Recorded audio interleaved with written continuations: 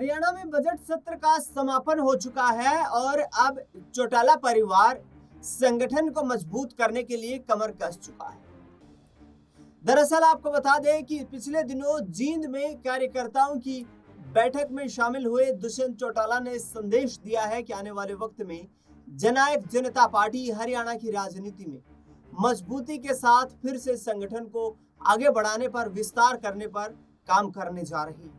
उन्होंने कहा कि अप्रैल और मई के महीने में हम पूरे हरियाणा में सदस्यता अभियान चलाएंगे और जिसके माध्यम से संगठन को मजबूत करेंगे। दरअसल दूसरी ओर आपको बता दें कि अभय सिंह चौटाला ने भी कुछ ऐसी ही तैयारियां कर ली। चौटाला परिवार के एकजुट होने की खबरें तो लगातार ओम प्रकाश चौटाला के निधन के बाद उनकी शोक सभा से ही आगे बढ़ती हुई नजर आ रही हैं, लेकिन अंतिम मोहर कब लगेगी ये देखना वाकई दिलचस्प रहेगा, क्योंकि दोनों पक्षों से जब सवाल पूछा जा रहा है, चाहे अभय सिंह चौटाला की पार्टी इंडियन नेशनल लोकदल से सवाल पूछना हो या जननायक जनता पार्टी से, दोनों का एक ही कहना है कि राजनीति में वक्त के अनुरूप फैसले लिए जाते हैं।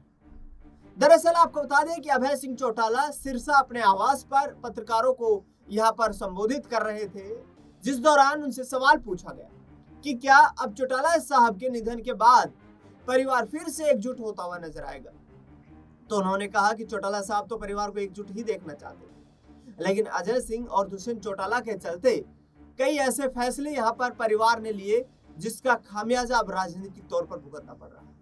उन्होंने कहा कि चौटाला परिवार संघर्ष का परिवार रहा है, हमने हमेशा संघर्ष के रास्ते को चुना है। फिलहाल हमारे पास 2 विधायक हैं, लेकिन आने वाले वक्त में ये विधायकों की संख्या बहुमत तक जाने वाली है। अभय सिंह चौटाला ने यह भी कहा कि आगामी वक्त में हम मजबूती के साथ संगठन को विस्तार करके राष्ट्रीय स्तर पर पार्टी को खड़ा करने का प्रयास करेंगे, जिसको लेकर उन्होंने राजस्थान, उत्तर प्रदेश और कई इलाकों के प्रभारियों की भी नियुक्ति की।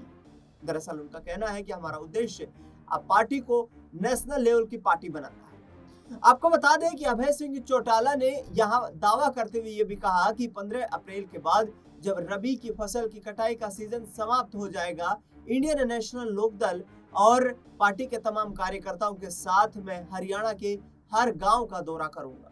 10 से 12 गांव में हर दिन लोगों से मुलाकात करूंगा और उसी आधार पर हरियाणा में इंडियन नेशनल लोकदल को मजबूत करने का काम करेंगे। आपको बता दें कि जब दुष्यंत चौटाला जींद में अपनी पार्टी के कार्यकर्ताओं के साथ थे तो उनसे सवाल पूछा गया कि आपको क्या आगे आने वाले वक्त में इंडियन नेशनल लोकदल के साथ गठबंधन होने का कोई यहाँ पर कोई गुंजाइश नजर आती है, कोई यहाँ पर ऑफर दिया गया। तो उन्होंने कहा कि ये सब फैसले डॉक्टर अजय सिंह चौटाला करेंगे, क्योंकि वो पार्टी के राष्ट्रीय अध्यक्ष हैं। हमारा उद्देश्य सिर्फ पार्टी संगठन को मजबूत करना है, हम मजबूत सिपाही के रूप में आगे बढ़ रहे हैं। अभय सिंह चौटाला और अजय यहाँ पर दुष्यंत सिंह चौटाला के साथ साथ अजय सिंह चौटाला भी वर्तमान में भारतीय जनता पार्टी, विपक्ष में सबसे बड़े राजनीतिक दल कांग्रेस पार्टी और तमाम उन राजनेताओं पर हमला बोलते हुए नजर आ रहे हैं जो इस वक्त सत्ता में मौजूद है। उनका कहना है कि पिछले 10 सालों में भारतीय जनता पार्टी की सरकार ने एक तरफ प्रदेश के छोटे क्षेत्रीय संगठनों को खत्म करने का प्रयास किया है, तो दूसरी ओर कांग्रेस पार्टी ने भी उनका पुरजोर सहयोग किया है। भूपेंद्र सिंह हुड्डा और मुख्यमंत्री नायब सिंह सैनी पर करारा हमला करते हुए दुष्यंत चौटाला और अभय सिंह चौटाला लगातार हावी हो रहे हैं। देखना दिलचस्प ये रहेगा कि जब अप्रैल मई के महीने में दोनों राजनीतिक दल यानी कि परिवार के तमाम सदस्य जमीन पर उतरेंगे तो हरियाणा की जनता के दिलों में किस तरीके से जगह बना पाएंगे। क्या वाकई में आगामी वक्त में इंडियन नेशनल लोकदल और जननायक जनता पार्टी एकजुट होने का यहाँ पर कोई ऐसा मूल मंत्र लेकर आएंगी जिसके आधार पर रणनीतियां बनाई जाए। सिरसा में पूर्व विधायक और पूर्व कैबिनेट मंत्री रहे रणजीत सिंह चौटाला से सवाल पूछा गया तो उन्होंने भी ये कहा कि व्यक्तिगत तौर पर पारिवारिक रिश्तों के आधार पर पूरा परिवार एकजुट है, लेकिन राजनीतिक तौर पर एकजुटता कब होगी ये आगामी वक्त में देखने वाली दिलचस्प बात रहेगी। फिलहाल इस खबर में इतना है। देश दुनिया से जुड़ी तमाम बड़ी खबरों के लिए देखते रहिए SPN9।